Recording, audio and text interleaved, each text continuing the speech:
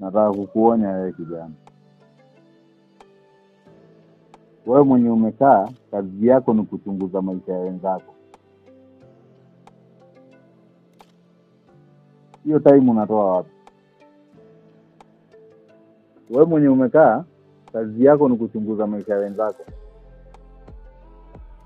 Kutaka kujua leo amefanya nini, leo anataka nini, yako nani ataendesha.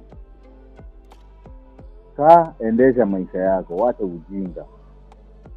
Wewe unakaa tu kazi yako ni kuchunguza maisha ya wenzako, utaki kujua maisha yako yanaendeleaje.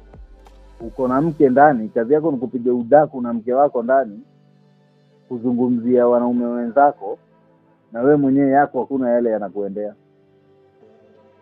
Mzee, dunia maisha ni mafupi.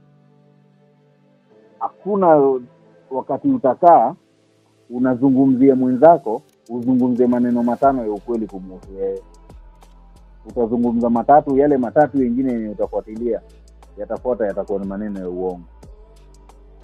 Kwa ajili unataka attention na ule mtu umekaa naye na ule mtu unazungumza naye. Kaji fikiria maisha yako yataendeleaje. Hiyo time yenye umekaa unazungumzia mtu, fikiria ni nini unaweza fanya uendeleze maisha yako. Wacha ujinga.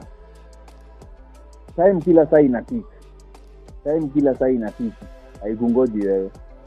Unakaa unapiga udaku mwanaume mzima, hata swala inakupita, maombi yanakupita, wewe umekaa unapiga udaku hata una haraka. Na mwenye unamzungumzia mwanaume mwenzako. Wewe uko na kichwa mzuri kweli?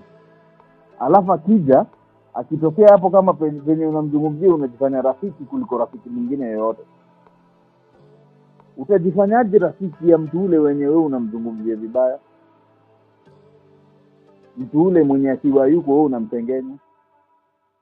Mkiwa mmekaa vijana 3 4, mtu anakuja anakaa, akitoka tu hivi mnaanza kumzungumzia tabia mbaya hiyo, oneni haya watoto wa kiume. Mnakaa mnaanza kumzungumzia, huyu mwingine hata kama ana shughuli ya kutoka yataka kwenda, yuogopa kutoka mpaka iwachelewa kwa ajili wajua mkitoka mtaanza kumzungumzia yeye. Tabia mbaya hiyo jamaa. Chini hiyo tabia. Bila hivyo dunia itawakalia vibaya, itawaponza. Kamdomo ndugu yangu, katakuponza. Nimemaliza.